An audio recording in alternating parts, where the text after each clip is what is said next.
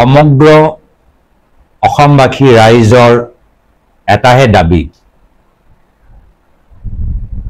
জাষ্টিস for Zubeen Garg. Zubeen গাৰ্গৰ প্ৰতি এইখন চৰকাৰ এটা উচিত তদন্ত কৰক। এটা স্পষ্ট দাবী, এটা শক্তিশালী দাবী, এটা জনপ্ৰিয় দাবী, এটা আবেগিক দাবী। এইকেইটা দিন মুখ্যমন্ত্ৰী হিমন্ত বিশ্ব শৰ্মা ডাঙৰীয়াৰ পৰা বিজেপি দলৰ বিধায়কসকলৰ যদি আপোনালোকে টুইটবোৰ চাই, তেওঁলোকৰ কেন্দ্ৰীয় বিজেপি আইটি সেলৰ যদি টুইটবোৰ চাই, তেতিয়া এটা কথা স্পষ্ট, মুখ্যমন্ত্ৰী হিমন্ত বিশ্ব শৰ্মা ডাঙৰীয়া জুবিন গাৰ্গক ন্যায় দিবলৈ নিবিচাৰে। আৰু তেওঁলোকৰ কথাবোৰৰ পৰা এনেকুৱা এটা আমি ইংগিত পাইছো যে জুবিন গাৰ্গক ন্যায় দিয়াতকৈ শ্যামকানু মহন্তক কেনেকৈ ৰক্ষা কৰিব পাৰে সেয়া হ'ল মুখ্যমন্ত্ৰী হিমন্ত বিশ্ব শৰ্মা ডাঙৰীয়াৰ মূল উদ্দেশ্য। সমগ্ৰ অসমবাসী ৰাইজে শ্যামকানু মহন্ত আৰু সিদ্ধাৰ্থ শৰ্মা লগত থকা গোটেইবোৰ তথ্য জুবিন গাৰ্গৰ মৃত্যুলৈ জানিবলৈ বিচাৰে। আৰু মুখ্যমন্ত্ৰীৰ দ্বাৰা গঠিত আইটি সেল কেতিয়াবা একে লাগে, যিহেতু দুয়োটাই কথা ওলাইছে চৰিত্ৰৰ ওপৰত, নৈতিকতাৰ ওপৰত। পুনৰবাৰ কৈছো যে অসমৰ জনসাধাৰণে মুখ্যমন্ত্ৰীৰ পৰা নৈতিকতা প্ৰমাণ নিবিচাৰে, নৈতিকতাৰ সাৰ্টিফিকেট তেখেতৰ মুখেদি শুনিবলৈ নিবিচাৰে। কিন্তু এতিয়া এনেকুৱা কিছুমান কথাবোৰ ওলাইছে, তদন্ত এনেকুৱা এটা ধাৰণা লৈছে যে আমি নৈতিকতা চৰিত্ৰৰ ওপৰত আমি তদন্ত যেন কৰিবলৈ গৈছো। নৈতিকতা আৰু চৰিত্ৰৰ ওপৰত আমি SIT বিচৰা নাই, নৈতিকতা আৰু চৰিত্ৰৰ ওপৰত আমি তদন্ত বিচৰা নাই। আমি বিচাৰিছো জুবিন গাৰ্গৰ মৃত্যু কেনেকৈ হ'ল। আজিৰ তাৰিখত SIT ছিংগাপুৰত গৈ অসমীয়া মানুহখিনিক প্ৰশ্ন কৰিবলৈ পদক্ষেপ লোৱা নাই। যি হোটেলত জুবিন গাৰ্গ আছিল, য'ত শুনামতে তেওঁৰ ৰাতি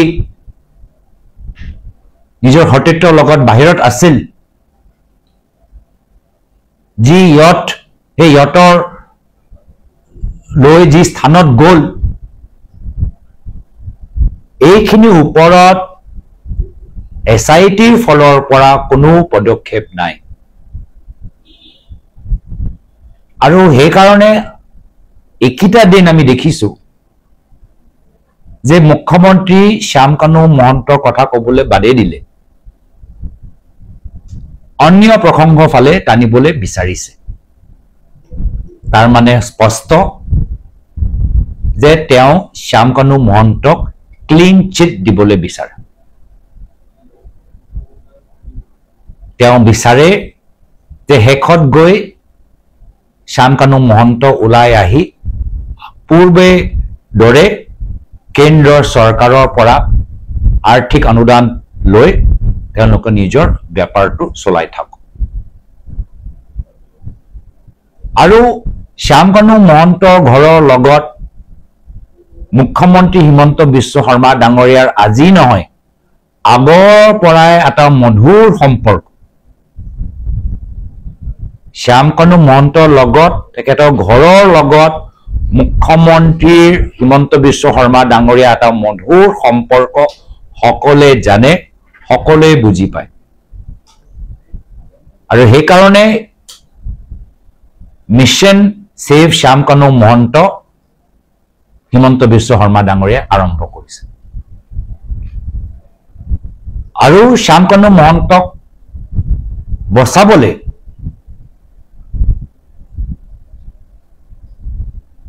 আজি তাৰিখৰ যিখিনি কথা তেওঁ ক'বলৈ আৰম্ভ কৰিছে, অসমৰ মুখ্যমন্ত্ৰী চকীৰ ওপৰত বহি থকা এজন ব্যক্তিৰ পৰা ওলাব নালাগে। অসমৰ মানুহৰ সমৰ্থন পোৱা পিছত মুখ্যমন্ত্ৰী চকীৰ ওপৰত বহি থকা ব্যক্তিৰ গাম্ভীৰ্য থাকিব লাগে, কথাৰ মৰ্যাদা থাকিব লাগে। কিন্তু সেইখিনি মুখ্যমন্ত্ৰীজনে হেৰাই পেলাইছে, হিমন্ত বিশ্ব শৰ্মা ডাঙৰীয়া হেৰাই পেলাইছে। আৰু যাৰ ফলত আজি তেওঁ শ্যামকানু মহন্তক বচাবলৈ যাওঁতে সকলোকে, অসমৰ শিল্পী সমাজ, অসমৰ যুৱক সমাজ আজি তেওঁলোক কষ্ট দিছে। ৰাইজৰ ওচৰত গ'লে ৰাইজে জানিবলৈ বিচাৰে যে জুবিন গাৰ্গ তেওঁ ৰাতি দৰৱ লৈছিলে নাই লোৱা, জুবিন গাৰ্গ ছিংগাপুৰ যাবলৈ বিচাৰিছিলে নে বাধ্য কৰা হ'ল, জুবিন গাৰ্গক লাইফ জেকেট পিন্ধিবলৈ কিয় বাধ্য কৰোৱা নহ'ল, জুবিন গাৰ্গক লগত কিয় গৰিমা বা তেখেতৰ লগত নাছিল, ছিংগাপুৰ কিয় যাব নোৱাৰিলে। এইখিনিহে কথা আমি জানিবলৈ বিচাৰো। তো সেইকাৰণে ক'ৰবাত মুখ্যমন্ত্ৰীৰ হতাশ হৈছে বিত্তীয় নিৰ্বাচনৰ পিছত, নিজৰ চকীলৈ ভয় কৰিছে। কিন্তু আজি এটা আৱেগিক মুহূৰ্তত ৰাইজ য'ত ভাঙি পৰিছে, এতিয়াও বিশ্বাস কৰিবলৈ টান যে অহা বছৰ বিহু মঞ্চত জুবিন দা নাথাকিব। এই সময়ত তেওঁলোকৰ পৰা ৰাইজে যি আশা কৰে, আমি যি আশা কৰোঁ, তেওঁ আশা মৰ্মে কাম কৰা নাই। মই আজিও অপেক্ষা কৰোঁ যে তেওঁ কম সময়ৰ ভিতৰত সীমা বান্ধি জুবিন গাৰ্গৰ মৃত্যু চৰিত্ৰলৈ নহয়, নৈতিকতালৈ নহয়, নৈতিকতা আৰু চৰিত্ৰৰ ওপৰত ৰাইজে নিজৰ মতামত দিব। চৰকাৰৰ পৰা আৰু বিশেষকৈ এইখন চৰকাৰৰ পৰা নৈতিকতা আৰু চৰিত্ৰৰ চাৰ্টিফিকেট নালাগে, এইটো ৰাইজৰ ওপৰত এৰি দিয়ক। মৃত্যু সম্পৰ্কত যি তদন্ত কৰিব লাগে, যিখিনি তথ্য ফাদিল হ'ব লাগে, সেইখিনি তেওঁলোকে কৰক। আজিও মই অনুৰোধ জনাইছো। ভাল লাগিছে যে তেওঁলোকৰ কেন্দ্ৰৰ IT সেল, তেওঁলোকেতো ৰাজনীতি কৰিবলৈ আৰম্ভ কৰি দিলে। তেওঁলোকৰে কেন্দ্ৰৰ IT সেল দুৰ্গা পূজা মণ্ডপৰ বাহিৰে জুবিন গাৰ্গৰ ফটো দেখাই এটা ৰাজনৈতিক মন্তব্য দিলে। তেতিয়া কমেণ্টৰ ভিতৰত যদি পঢ়ে, জুবিন গাৰ্গৰ অনুৰাগীসকলে কৈছে যে হয় আমি বিজেপি দলৰ সদস্য, কিন্তু লগে লগে আমি জুবিন গাৰ্গৰো অনুৰাগী, আৰু আপুনি যিদৰে কথাবোৰ কৈছে সেই কথা জুবিন গাৰ্গৰ লগত কোনো সম্পৰ্ক নাই, এই কথাখিনি আপুনি বহিষ্কাৰ কৰক, আমি সমৰ্থন নকৰোঁ। বহুত এনেকুৱা জুবিন গাৰ্গৰ অনুৰাগীসকল আছে যি বিজেপি দলৰ সমৰ্থক, আৰু তেওঁলোকে নিজৰ দলৰ কেন্দ্ৰীয় IT সেলৰ মানুহবোৰক আজি বিৰোধিতা কৰিছে। দলতকৈ ওপৰত জুবিন গাৰ্গৰ সেই আত্মাৰ প্ৰতি, তেখেতৰ আদৰ্শৰ প্ৰতি যে সন্মান জনাইছে, মই তেওঁলোকৰো শলাগ লৈছো। বিজেপি দলৰ ভিতৰত থকা জুবিন গাৰ্গৰ অনুৰাগীসকল যি নিজে নিজৰ দলকে হাক দিছে ৰাজনীতি কৰিবলৈ। একে কেন্দ্ৰীয় IT সেলৰ কোনোবা আছে এজন খুব শক্তিশালী হেণ্ডেল, যিজনে কা সম্পৰ্কত জুবিন গাৰ্গক টানি আনিছে কমেণ্টবোৰ পঢ়িলে আকৌ ওলাইছে যে মানুহবোৰে কৈছে যে আমি জুবিন গাৰ্গ অনুৰাগী আমি বিজেপি দলৰ সদস্য কিন্তু কা আমি নামান তো এই আবেগটো মুখ্যমন্ত্ৰী মহোদয় বুজি পোৱাটো উচিত তৰৰ মন্তব্য পঢ়িলে তদন্ত একদম শান্তনু মহন্তক বচাবলৈ সেই লাইনত লৈ যাবলৈ অনুৰাগীসকলৰ ওপৰত সমৰ্থকসকলৰ ওপৰত পুলিচ প্ৰশাসনৰ শক্তি দেখাই তেওঁলোকক নিমাত কৰিবলৈ জুবিন গাৰ্গৰ আশে-পাশে মানুহবোৰক হেঁচা দিবলৈ যাওঁতে তেওঁ আহা বিধানসভা নিৰ্বাচনৰ পূৰ্বে নিজৰ চকী ত্যাগ কৰিবলৈ বাধ্য আমি বিচাৰো তেওঁ বিধানসভালৈকে মুখ্যমন্ত্ৰী হৈ থাকক ৰাইজে সুবিধা পাব তেখেতৰ বিৰুদ্ধে ভোট দি তেওঁলোকৰ অহংকাৰ ভাঙিব কিন্তু এই ধৰণৰ যদি তেওঁ কামবোৰ কৰি থাকে তেতিয়া ৰাইজৰ পৰা সেই সুবিধাটো পচি যাব তেওঁ দলৰ নেতৃত্ব তেখেতক বিধানসভা নিৰ্বাচনৰ পূৰ্বে ফলাই দিব মই আগতে কৈছিলোঁ যে কিবা এটা প্ৰমাণ মোৰ হাতত আছে আজি প্ৰমাণটো মই দাখিল কৰিলোঁ আৰু মই মোৰ ছ'চিয়েল মিডিয়া হেণ্ডেলৰ পৰা কৈ আছোঁ যে ইফালে সিফালে আমি কোনো যাব নালাগে আমি এটা পইণ্টতে আমাক লাগে সেইটো হ'ল যে ছিংগাপুৰত দুৰ্ঘটনা ঘটিল নে কোনোবাই কিবা ষড়যন্ত্ৰ ৰচনা কৰিছিল নে জুবিন দাক হত্যা কৰা হ'ল এই তিনিটা প্ৰশ্নৰ উত্তৰহে আমাক লাগে তাৰপিছত কোনে কৰিলে সেই কথাটো আহিব আৰু তাৰপিছত তেওঁলোকৰ শাস্তি কি হ'ব এই কথাকেইটাই মূল গতিকে তাৰ পৰা বাহিৰত কোনো ব্যস্ত হৈ থাকিব নালাগে মই কাটৰ অনুৰোধ জনাইছোঁ সকলোকে আমি সকলোৱে শেষলৈকে যুঁজিম আৰু আমি জিকিব লাগিব সকলোৱে শেষলৈকে যুঁজিম আৰু আমি জিকিব লাগিব এতিয়া গোটেই তথ্য যদি সদৰি কৰোঁ তেতিয়া কি হ'ব দুখীৰ মানুহবোৰ বাহিৰে ভিতৰে নাই জানো তেওঁলোকে তাৰ প্ৰতিকাৰৰ ব্যৱস্থা নল'ব জানো গতিকে কোৱা উচিত নহয় আপোনালোকে সোধাও উচিত নহয় SITক মই যি জনাব লাগে জনাই থৈ আহিছোঁ মই আছোঁ সদায় আছোঁ এই গোটেই যুঁজখনত শেষলৈকে মই থাকিম মই কাৰো নাম মেনশ্যন নকৰোঁ গোটেই ঘটনাটোত আজি ৰাইজে কাৰ তদন্ত হোৱাটো বিচাৰিছে অনুষ্ঠানটো কোনে অৰ্গেনাইজ কৰিছিল তেওঁলোকক বিচাৰিছে জুবিনদাৰ লগত কোন গৈছিল তেওঁলোকক বিচাৰিছে আৰু সেই বিশেষ দিনটোত তেওঁৰ লগত কোন আছিল তেওঁলোকক বিচাৰিছে আৰু তাৰ আগনিশা কোন আছিল তেওঁলোকক বিচাৰিছে ইমানখিনিয়ে নহয় জানো কথা গতিকে ইমানখিনি হৈ লওক গোটেই মানুহখিনি আহি লওক চৰকাৰে চেষ্টা কৰিছে আৰু যিমান ৰাইজে যিটো আশা কৰিছে চৰকাৰ সেই ক্ষেত্ৰত উত্তীৰ্ণ হওক ৰাইজে বিচৰা ধৰণে সকলোকে আনক সকলোৱে নিজৰ ষ্টেটমেণ্টবোৰ হেৰি কৰক যিমান পাৰে খৰতকীয়া কৰিব লাগে কথাবোৰ কাৰণ ৰাইজ অলপ অধৈৰ্য হৈছে কিন্তু আমি জানো বিচাৰ প্ৰক্ৰিয়া সদায় দীঘল হয় কিন্তু হ'লেও ৰাইজৰ জুবিন গাৰ্গৰ ক্ষেত্ৰত অলপ বেলেগ হৈছে গতিকে লৈ সেইটোৱে আশা কৰিছোঁ আৰু মই কথা দিছোঁ মই আছোঁ আৰু থাকিম মই আকৌ আহিব লাগিব মই কাৰো বিষয়ে একো নকওঁ মোৰ ব্যক্তিগত মতামত একো নাই যদি মই যিদিনা ভাবিম যে মানে যিটো বিচাৰ প্ৰক্ৰিয়াৰ জৰিয়তে কথা হোৱা নাই সেইদিনা মিডিয়াক মাতি মই নিজে ক'ম জুবিন গাৰ্গক লৈ ৰাজনীতি কৰাৰ দম অসমত কাৰোৰে নাই খালি জুবিন গাৰ্গক লৈ ৰাজনীতি কৰা বুলি কোনোবাই বেলেগ ৰাজনীতি কৰি নাথাকিলে ভাল পাম বহু কথাটোতো আমাক দৰকাৰো নাই নহয় আমাক মূল কথা কি লাগে মই ক'লোঁ নহয় মূল কথা কি লাগে বহু কথা ক'লে জুবিন গাৰ্গৰ ইমান এটা বৰ্ণময় জীৱন হাজাৰ বিজাৰ ঘটনা উপঘটনা থাকিব সেইবোৰ উপন্যাস হ'ব তেওঁ বায়'গ্ৰাফি হ'ব সেইবোৰ কথা বেলেগ পঢ়ি ৰাইজে আমোদ পাব সেইটো বেলেগ বিচাৰ প্ৰক্ৰিয়াৰ কাৰণে আমাক মূলত কি কাম লাগে এক ছিংগাপুৰলৈ কোনে মাতিছিলে দুই ছিংগাপুৰলৈ লগত কোন গৈছিলে তিনি সেইদিনাখনৰ পাৰ্টি আগনিশা ক'ত আছিলে কোন আছিলে কি খাইছিলে পিছদিনা কোন গৈছিলে কি খুৱাইছিলে চাৰি ইমানবোৰ ভিডিঅ' আহিছে যে শেষৰ ভিডিঅ'টো ক'ত লুকাই আছে অসমবাসীয়ে চাবলৈ পাব লাগে সেইটো তেওঁ পোষ্টমৰ্টেম ৰিপৰ্টতকৈ তাৎক্ষণিকভাৱে দৰকাৰী বস্তু যিটো ৰেকৰ্ড হৈ আছে কাৰোবাৰ মোবাইলত নিশ্চিতভাৱেতো ৰেকৰ্ড হৈছে নে অকল সেইখিনিয়ে নহ'ল বাকী চব হ'ল মই নাজানো এতিয়া বাকীবোৰক চালে বেয়ে কোবাই থাকি এইটো সময় নষ্ট কৰাৰ বাহিৰে একো নহয় চৰকাৰে নকৰাখিনি আঙুলিয়াই দিব লাগে অকল জানিব বিচাৰিছিলোঁ কি হৈছিল ঘটনাটো সেইদিনাখন আমি ইমান ভণ্টিয়ে মই সকলোকে কাকুতি কৰিছোঁ যে আমাক এখন ফটো দেখুৱাওক কেনেকৈ আছে মইতো বহুত দেৰিলৈকে বিশ্বাস কৰা নাই মই মাত্ৰ কৈ আছোঁ যে ভেণ্টিলেটৰ নুখুলিব 2টা উশাহ পালে জুবিনে নিজে ফাইট বেক কৰিব আৰু মই ইয়াত প্ৰাৰ্থনা কৰি আছোঁ মহামৃত্যুঞ্জয় মন্ত্ৰ জপ কৰি আছোঁ মই মাত্ৰ চিঞৰি চিঞৰি মাতি আছোঁ গল্ডি ঘূৰি আহা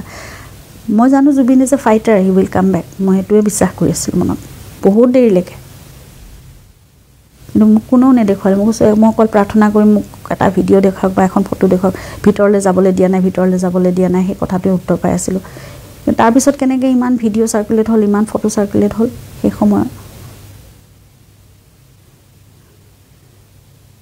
3 দিনমানলৈকেতো আমি ছ'চিয়েল মিডিয়াত দেখা নাছিলোঁ ভণ্টিয়ে মই তাকে কথা পাতি 3 দিনমানলৈকে আমি বুজিয়ে নাপালোঁ কি হ'ল তাৰপিছত দেখিছোঁ তাৰপিছত আমি জানিব বিচাৰিছোঁ কি হৈছে এতিয়া আমি সেইকাৰণে কৈ আছোঁ ন্যায়ৰ কথা আমাক জানিবলৈ দিয়ক কি হ'ল কিয় হেৰুৱালোঁ আমি সেই মানুহজনক কায়িকভাৱে আমি ক'ব পাৰোঁ আত্মাৰ হেৰাই নাযায় আমাৰ মাজত আছে কিন্তু আমি হেৰুৱালোঁ ন যেনেকৈ নহওক সেই মানুহজন কিমান সৃষ্টি বাকী আছিল কিমান সাংস্কৃতিকভাৱে কিমান সামাজিকভাৱে কিমান ধৰণে অসমৰ কাৰণে কাম কৰিবলৈ বাকী আছিল সপোন আছিল তেওঁ সকলোবোৰ আধৰুৱা হৈ গ'ল জুবিন গৈছিল মাত্ৰ 3-4 দিনৰ কাৰণে মই ভাবিছিলোঁ 17 তাৰিখে গৈছে 21 তাৰিখেতো তেওঁ ঘূৰিয়ে আহিব 22 তাৰিখৰ পৰা আমাৰ চিনেমাখনৰ কাম আমাৰ ইতিমধ্যে চলিয়ে আছে 22 তাৰিখৰ পৰা মই তেওঁৰ লগত থাকিব লাগিব চিনেমা 1.5 মাহমান আমি সেয়া কাম কৰিম তাৰ মাজত পূজাৰ শ্ব' আছে 27-28 তাৰিখমানৰ পৰা তেওঁ পূজাৰ শ্ব'লৈ ওলাই যাব ময়ো যাম লগত গতিকে ঘৰখন চিজিল লগাই থৈ যাওঁ তেতিয়া আমি এইবোৰ টেনশ্যন নাথাকে সম্পূৰ্ণৰূপে মই জুবিনৰ লগত কামখিনি কৰি থাকিব পাৰিম আচলতে নিয়তিৰো সেয়াই চাগে এনেকুৱা আছিল মোক নহ'লে সেইখিনি বেমেজালি নিদিলেহেঁতেন ঘৰত কেতিয়াও মিলাব নোৱাৰিলোঁ সেইটো ইয়তখনত যাব বুলি আপুনি গম পোৱা নাছিলোঁ গম পোৱা নাছিলোঁ মানে মোৰ এইটো সন্দেহ আছে যে তেওঁ জানিছিলে নে নাই ভালকৈ কাৰণ 18 তাৰিখে যেতিয়া কেইছেকেণ্ডমানৰ কাৰণে মাত্ৰ মই কথা পাতিছিলোঁ 17 তাৰিখে তেওঁ গৈ পোৱাৰ পিছত কথা পাতিছিলোঁ 18 তাৰিখে 19 তাৰিখেতো মোৰ তেওঁৰ লগত কথাই পতা নহ'ল মই মাতো নুশুনিলোঁ তেওঁ শেষৰ দিনা এবাৰো তেওঁ ঘূণাক্ষৰে মোক ইয়ত্তৰ পাৰ্টিৰ কথা কোৱা নাই বা ইয়াৰ পৰা যোৱাৰ আগতেও তেওঁ কোৱা নাই যে এনেকুৱা ধৰণৰ এটা প্লেন হৈছে আমাৰ আগতেতো চাগে তেওঁ নাজানে কিন্তু তাত পোৱাৰ পিছতো হয়তো তেওঁ কিমানখিনি জানিছিল মোৰ সন্দেহ আছে তেওঁক ৰাতিপুৱা ব্ৰেকফাষ্ট নকৰাকৈ উঠাই লৈ যোৱা হৈছে যিজন মানুহে দিনটো শুই ভাল পায় আৰু সেইটো মোৰ আপত্তিহে থাকে নতুন ঠাই এখনলৈ গ'লেও ফুৰিবলৈ তেওঁ আবেলিলৈকে শুয়ে থাকে গধূলিলৈকে শুয়ে থাকে তেওঁ যেন মই নতুন ঠাইখন মই আহিলোঁ তুমি শুয়ে থাকিলা ৰুমৰ ভিতৰতে থাকিলেও আমি একো দেখা নাপাওঁ আৰু ছিংগাপুৰখন আমি আগতে গৈছোঁ ভালকৈ ফুৰিছোঁ গতিকে তেওঁ ছিংগাপুৰত এনেকুৱা এক্সাইটমেণ্ট একো থাকিব নালাগে যিটো তেওঁ নতুন ঠাই এখন ফুৰিবলৈ গৈ পেলাই মানে চাবলগীয়া বহুত আছে কিবা তেনেকুৱা দিনত ইমান শুই ভাল পায় মানে নিজৰ টোপনিটো শেষ নোহোৱালৈকে তেওঁ কেতিয়াও উঠি নাযায় সেইদিনাখন হয়তো তেওঁক অকণমান জোৰ কৰি উঠাই নিয়া হৈছিল এই পাৰ্টিটোৰ কাৰণে যিসকল আগদিনাও বহুত দেৰিলৈকে গান চান গাইছে আমি দেখিছোঁ হয়তো ৰাতি শুৱাই নহ'ল চাগে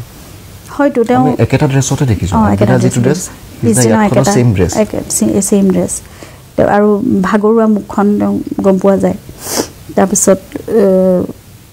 দৰৱটো তেওঁ নোখোৱাকৈ মই যিটো বেগ সিদ্ধাৰ্থ হাতত থাকি আহিছিলে সেইটো মোক পিছত চিফ জাষ্টিছ মেজিষ্ট্ৰেট মোক মানে আইডেণ্টিফাই কৰিবলৈ লৈ গৈছিলে CJM অফিচলৈ তেতিয়া মই গৈ পেলাই দেখিছোঁ যে বেগটোৰ পিছফালৰ পকেটত তেওঁ 3টা মেডিচিন মানে লেবিপিলটো তেওঁ সদায় খায় লেবিপিল এটা আৰু ষ্টাৰ প্ৰেছ এটা তেওঁৰ প্ৰেছাৰৰ টেবলেট সেইটো প্ৰেছাৰৰ টেবলেটটো সাধাৰণতে আমি প্ৰেছাৰটো চেক কৰি পেলাই দিওঁ কিন্তু বাহিৰলৈ গ'লে তেওঁ সাধাৰণতে খায় আৰু এটা ইভিয়ন নিজে ভিটামিনৰ টেবলেট এটা নিজে খাই আছিলে সেই 3টা টেবলেট তেওঁ লৈহে গৈছিল বেগটোৰ ভিতৰত আছে এইটো তেওঁলোকে CID পৰা SIT টিমে এইটো জিপ পাউচত একদম চিল কৰি পেলাই ৰাখি দিছে মোক মাত্ৰ আইডেণ্টিফাই কৰিবলৈ দিছে যে এইকেইটাই তেওঁৰ মেডিচিন হয় নে নহয় খোলা তেওঁ হয়তো বেগত ভৰাই লৈ গৈছিল যে ব্ৰেকফাষ্ট নকৰাকৈ গৈছে তাত গৈ কিবা এটা খাই তেওঁ টেবলেটকেইটা খাব কিন্তু সেইটো সুযোগ তেওঁ নাপালে টেবলেটকেইটা খোৱাই নহ'ল সেইদিনা আপোনালোকে গৌৰৱ গগৈ ডাঙৰীয়া মানৱ গোবিন্দা আৰু লগতে গৰিমা বড়োৰ কথাখিনি শুনিলে যিখিনি কথা কৈ গৈছে এতিয়া বহুত বেছি চিন্তনীয় হৈ পৰিছে জুবিনদাৰ ন্যায়ক লৈ সকলোৱে চিন্তাত আছে জুবিনদাৰ ইমান দিন হৈ গ'ল জুবিনদাৰ লেখীয়া সম্পত্তি যেতিয়া ইমান দিনলৈকে ন্যায় পোৱা নাই সকলোৱে মাত মাতিবলৈ আগবাঢ়ি আহিছে গৌৰৱ গগৈ ডাঙৰীয়া তেওঁ নিজৰ মনৰ কথাখিনিকে প্ৰকাশ কৰিছে মানৱ গোবিন্দায়ো বহুত বেছি আৱেগিক হৈ পিনি কথাখিনি আপোনালোকৰ আগত দাঙি ধৰিছে, সংবাদ মাধ্যমৰ আগত দাঙি ধৰিছে, আৰু লগতে গৰিমা বৰগোহাঞিৰ কথাখিনি শুনি সকলো আৱেগিক হৈ পৰিছে। কাৰণ সামাজিক মাধ্যমৰ আগত তেওঁ প্ৰথমবাৰৰ বাবে সাক্ষাৎকাৰ আহিছে, তেওঁ মনৰ কথাখিনি কৈছে, যে মেডিচাইনো খোৱা নাছিলে। আপোনালোকে ধৰিব পাৰিছে জুবিন দাৰ ভাগৰুৱা অনুভৱখিনি গৰিমা বৌয়ে ধৰিব পাৰিছে। যদি লগত গ'ল হয় তেওঁ আজি এনেকুৱা নহ'ল হয় বুলি তেওঁ অনুভৱ কৰিছে। কিন্তু আজি জুবিন দা নাই, জুবিন দা ইমান দিন হৈ গ'ল, কিন্তু অপৰাধীক এতিয়াও ধৰিব পৰা নাই। কিয় হ'ল, কি হ'ল সকলোৱে জানিব বিচাৰি আছে। জুবিন দাৰ লেখীয়া এজন সম্পাদক আমাৰ সমগ্ৰ দেশে হেৰুৱাইছে, সমগ্ৰ আমাৰ ৰাজ্যে অসমে হেৰুৱাইছে। কিন্তু জুবিন দাই ন্যায়ৰ বাবে সমগ্ৰ ৰাজ্যৰ সমগ্ৰ জনগণে এতিয়া আৱেগিক হৈ আছে। তেওঁ যাতে সোনকালে ন্যায় পায়, তেওঁৰ লগতে সমগ্ৰ আমাৰ অসমবাসীয়ে